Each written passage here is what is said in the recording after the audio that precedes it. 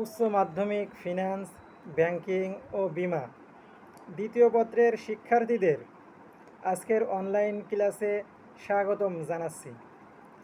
আজকের আমাদের আলোচনার বিষয় ব্যাংক শব্দের অর্থ ও উৎপত্তির সংক্ষিপ্ত ইতিহাস। আধুনিক অর্থনীতির জীবনী শক্তি হল ব্যাংক। অর্থ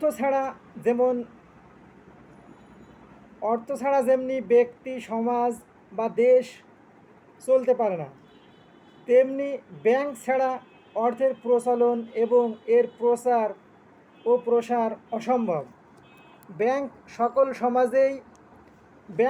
সমাজেই নোট ও মুদ্রা ইস্যু করে। সকল সমাজেই নোট ও মুদ্রা ইস্যু করে এর প্রচলন ঘটায় এবং ব্যাংককে ঘিরেই এ অর্থ আবর্তিত হয়ে থাকে। ব্যাংক ব্যবস্থার উন্নয়ন একদিনে ঘটেনি। অর্থের প্রচলনের পর একদল মানুষ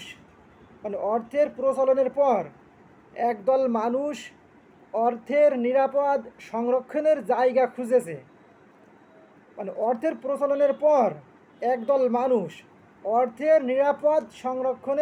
খুঁজেছে। অন্যদিকে আর একদল মানুষ তাদের অর্থের প্রয়োজনে মহাজন বা সামর্থ্যবান ব্যক্তিদের নিকট ধর্ণা দিয়েছে। বলছে একদল মানুষ অর্থের প্রচলনের পর একদল মানুষ অর্থের নিরাপদ সংরক্ষণের জন্য, তাদের টাকা পয়সা বেশি, এদের নিরাপদ একটা জায়গা রাখবে, নিরাপদ সংরক্ষণের জন্য জায়গা খুঁজেছে। অন্যদিকে আর একদল মানুষ তাদের অর্থের প্রয়োজনে মহাজন বা সামর্থ্যবান ব্যক্তিদের নিকট ধর্ণা দিয়েছে।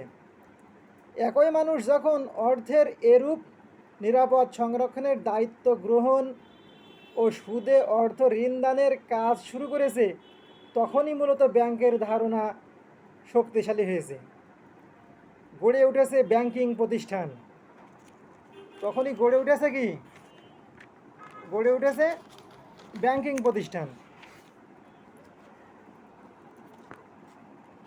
এখন ব্যাংক শব্দের অর্থ ও উৎপত্তি। বাংলায় বহুল প্রচলিত ব্যাংক শব্দটি BANK, ব্যাংক শব্দটি একটি ইংরেজি শব্দ।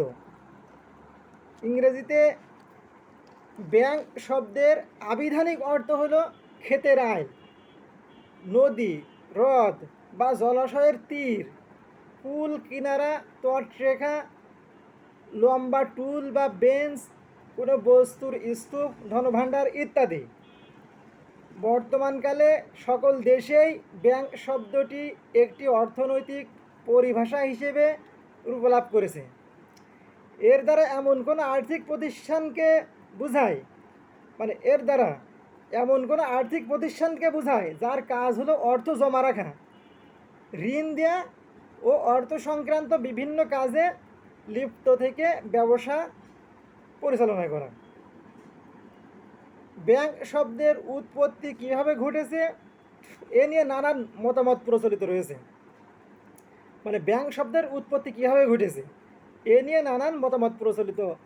রয়েছে। কেউ কেউ একে ইটালিয়ান শব্দ হতে, কেউ বা জার্মান ও অস্ট্রীয় শব্দ হতে, কেউ বা ফরাসি শব্দ হতে উদ্ভূত বলে উল্লেখ করেছেন। দেখি দু একজনের মতামত তুলে ধরি আমরা। প্রথম মত হচ্ছে, ব্যাংক শব্দের উৎপত্তি সম্পর্কে প্রথম মত হলো এটি ইটালিয়ান শব্দ BANCO, ব্যাংকো, ব্যাংকা, ব্যাংকাস ইত্যাদি শব্দ হতে উদ্ভূত হয়েছে।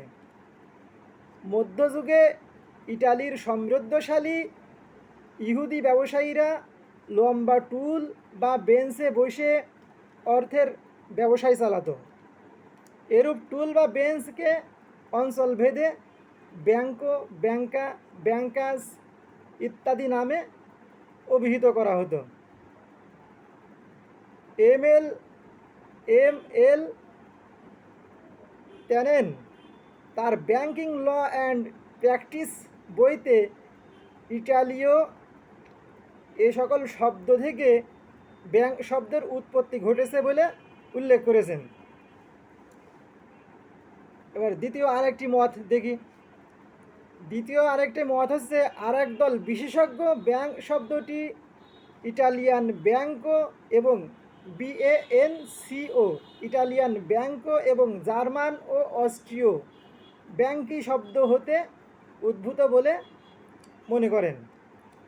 জার্মান ও অস্ট্রীয় ব্যাংক শব্দ দ্বারা সরকারি ঋণ বা কাগজি মুদ্রা ইস্যুকে বোঝানো হতো। দ্বাদশ শতাব্দীর মাঝামাঝিতে ইটালিতে গোলযোগ ও বহিঃশত্রুর আক্রমণ ঘটে, ফলে সরকার অর্থ সংগ্রহের জন্য 5% সুদে গণঋণের প্রচলন করে। এরূপ ঋণ ফলে সরকার অর্থ সংগ্রহের জন্য 5% সুদে গণঋণের প্রচলন করেন। এরূপ ঋণ ইটালিতে স্তূপীকৃত ঋণ এবং জার্মানিতে ব্যাংকো নামে পরিচিত ছিল। ইটালিতে অর্থের ব্যবসায়ীদেরকেও মন্টি নামে আখ্যায়িত করা হতো। এই মন্টি এবং জার্মান ব্যাংকে শব্দ ইউরোপে সম অর্থে ব্যবহৃত হতো বলে ইংরেজ গ্রন্থকার এম.আর. ব্যামব্রিজ উল্লেখ করেছেন। অনেকে শুধুমাত্র জার্মান ব্যাংক শব্দ হতে জার্মান ব্যাক BACK ব্যাক শব্দ হতে ব্যাংক শব্দের BANK ব্যাংক শব্দের উৎপত্তি বলে মনে করেন। জার্মান ব্যাক BACK ব্যাক শব্দের অর্থ ছিল যৌথ মূলধনী তহবিল। তাদের ধারণা, দ্বাদশ শতাব্দীতে ইটালির এক বড় অংশ জার্মানির দখলে আসলে এই ব্যাক শব্দ হতে ইটালীয় ব্যাংকো BANCO ব্যাংকো শব্দের উদ্ভব ঘটে। কেউ কেউ মনে করেন জার্মান ও অস্ট্রীয় ব্যাংকি শব্দ পরবর্তী সময়ে ইটালীয়রা ব্যাংকো নামে প্রচলন ঘটায়। আর এই ব্যাংকো শব্দ হতেই ব্যাংকো BANCO ব্যাংকো শব্দ হতেই ব্যাংক শব্দের উৎপত্তি ঘটে।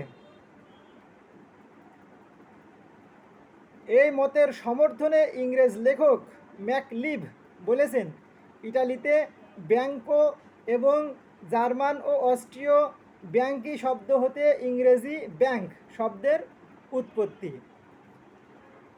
ভাষ্যকারদের মধ্যে মতে কিছুটা পার্থক্য থাকলেও মোটামুটি সবাই এই মর্মে একমত হয়েছে যে জার্মান শব্দ ব্যাংক এবং ইটালীয় শব্দ ব্যাংকো থেকেই ইংরেজি ব্যাংক শব্দের উৎপত্তি। জার্মান ব্যাংকি শব্দের অর্থের সাথে বর্তমান ব্যাংক শব্দের অনেকটাই মিল রয়েছে। অধিকাংশের মতে BANKE ব্যাংকি শব্দটিকেই ইটালীয়রা ব্যাংকো অর্থে গ্রহণ করেছে এবং পরবর্তী সময়ে ব্রিটিশরা এই ব্যাংকো শব্দটিকেই ব্যাংক নামে সর্বত্র পরিচিত করেছে।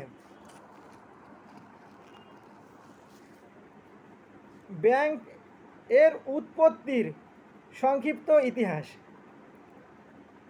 সামাজিক বিবর্তনের ধারায় প্রথমে মুদ্রা এবং পরে ব্যাংক ব্যবস্থার প্রচলন ঘটে। বাস্তব প্রয়োজনে বিভিন্ন সমাজে মুদ্রার প্রচলন যেভাবে দ্রুত ঘটেছিল, বাস্তব প্রয়োজনে বিভিন্ন সমাজে মুদ্রার প্রচলন যেভাবে দ্রুত ঘটেছিল যেভাবে দ্রুত ঘটেছিল ব্যাংক ব্যবস্থার উন্নয়ন তত দ্রুত ঘটেনি। একদল মানুষের অর্থের নিরাপত্তা বিধান ও অন্য দলের ঋণের আবশ্যকতা এ দুটি বিপরীতধর্মী প্রয়োজন পূরণের প্রচেষ্টা থেকেই ব্যাংকের উৎপত্তি। এক্ষেত্রে ব্যাংক ব্যবস্থার পূর্বসূরি হিসেবে স্বর্ণকার, মহাজন ও ব্যবসায়ী শ্রেণী ভূমিকা রেখেছিল বলে ইতিহাস থেকে প্রমাণ মেলে। আর মুদ্রার প্রচলন ও ব্যাংক বিনিময় প্রথার অসুবিধা দূর করার জন্য বিভিন্ন সমাজে বিনিময়ের মাধ্যম হিসেবে মুদ্রার প্রচলন ঘটে। আর মুদ্রার প্রচলনের পর ব্যাংক ব্যবসায়ের সূত্রপাত হয়। অর্থনীতিবিদ হান্নায়ের মতে মুদ্রার প্রয়োজনেই এসেছে ব্যাংক। মুদ্রা যেমনি জন্ম দিয়েছে ব্যাংকের, তেমনি ব্যাংক আবার মুদ্রাকে করেছে গতিশীল ও অর্থবহ। ঋণ ব্যবসায়ের প্রচলন ও ব্যাংক। অর্থ প্রচলনের পর সমাজের দুর্দশাগ্রস্ত মানুষের ঋণের প্রয়োজন দেখা দেয়। অর্থ প্রচলনের পর সমাজের দুর্দশাগ্রস্ত মানুষের ঋণের প্রয়োজন দেখা যায়। প্রথমে ঋণ গ্রহীতার উপকারার্থে ঋণ প্রদানের ব্যবস্থা সমাজে প্রচলিত হলেও কালক্রমে সুদে বা লাভে ঋণদানের প্রচলন বা ব্যবসা শুরু হয়। পরবর্তীতে ঋণদাতাদের অনেকে তাদের ঋণদান সামর্থ্য বৃদ্ধির জন্য বিত্তশালীদের কাছ থেকে অল্প সুদে ঋণ গ্রহণ শুরু করে। এভাবে এক পর্যায়ে ব্যাংক ব্যবস্থার প্রচলন ঘটে। সভ্যতার ক্রমবিকাশ ও ব্যাংক। সভ্যতার ক্রমবিকাশের ধারায় বিভিন্ন সমাজে ব্যবসা বাণিজ্য ও অর্থের ব্যাপক ব্যবহার ঘটেছিল বলে ইতিহাস থেকে জানা যায়। মানে বিভিন্ন সমাজে ব্যবসা বাণিজ্য ও অর্থের ব্যাপক ব্যবহার ঘটেছিল বলে ইতিহাস থেকে জানা যায়। ব্যাংক ব্যবস্থার উন্নয়নে কয়েকটি সভ্যতার অবদান অনস্বীকার্য। যেমন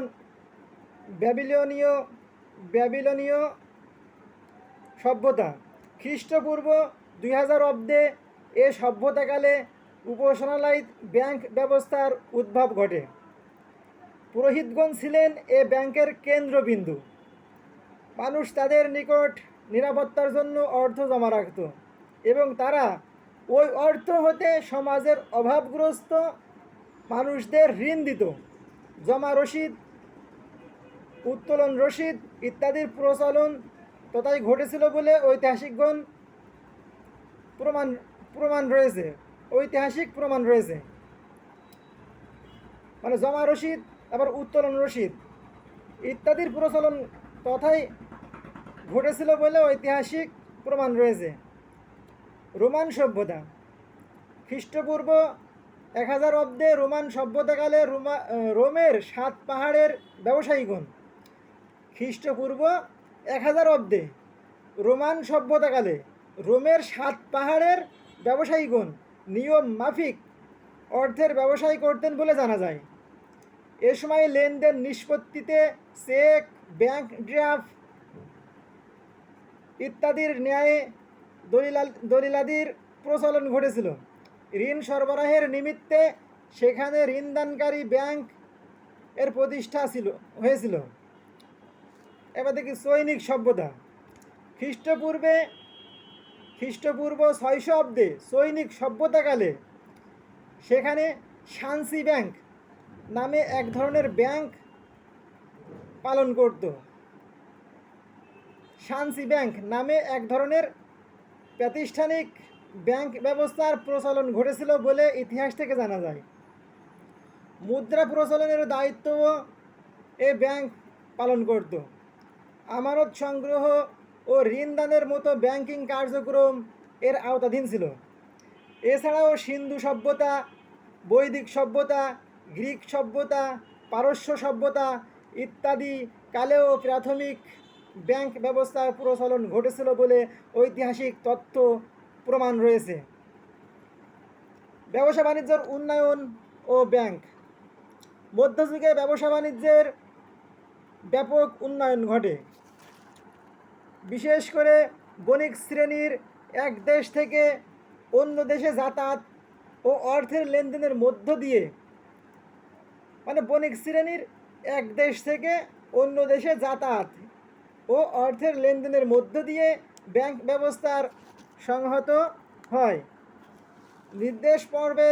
নির্দেশপত্রের মাধ্যমে এক স্থান থেকে অন্য স্থানে অর্থ প্রেরণ পদ্ধতি ইটালির ইহুদি ব্যবসায়ীরা এ প্রয়োজনেই চালু করে। এর পথ ধরেই ব্যাংক ড্রাফট, প্রত্যয়পত্র ইত্যাদি দলিলের উৎপত্তি হয়। রাষ্ট্র ব্যবস্থার সংহতি ও ব্যাংক। রাষ্ট্র ব্যবস্থার সংহতির সাথে ব্যাংক ব্যবস্থার উন্নয়নের ইতিহাস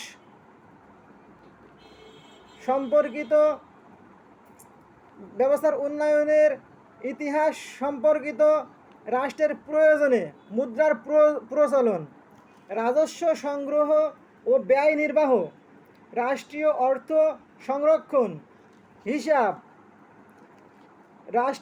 সংরক্ষণ, হিসাবপত্রাদি রক্ষণাবেক্ষণ ইত্যাদি প্রয়োজনে মধ্যযুগের মাঝামাঝি ইউরোপের কতিপয় দেশের সরকার ব্যাংক প্রতিষ্ঠায় এগিয়ে আসে আর এক পর্যায়ে কেন্দ্রীয় ব্যাংকের উদ্ভব ঘটে। পরবর্তীতে তা সারা বিশ্বে সম্প্রসারিত হয়। আধুনিক যুগ ও ব্যাংক। মধ্যযুগের শেষ পর্যায়ে এসে ব্যাংক ব্যবস্থা বিকাশ লাভ করলেও আধুনিক যুগে এর উন্নয়ন প্রবলতর হয়। মানে মধ্যযুগের শেষ পর্যায়ে এসে ব্যাংক ব্যবস্থার বিকাশ লাভ করলেও আধুনিক যুগে এ উন্নয়ন প্রবলতর হয়। শিল্প বিপ্লবের পর অভ্যন্তরীণ ও বৈদেশিক ব্যবসায়ের ব্যাপক সম্প্রসারণ ঘটে। মানে শিল্প বিপ্লবের পর অভ্যন্তরীণ ও বৈদেশিক ব্যবসায়ের ব্যাপক সম্প্রসারণ ঘটে। সরকারের অর্থনৈতিক কর্মকাণ্ড ব্যাপকতর হয়। পৃথিবীর ছোট বড় সকল দেশেই কেন্দ্রীয় ব্যাংক প্রতিষ্ঠা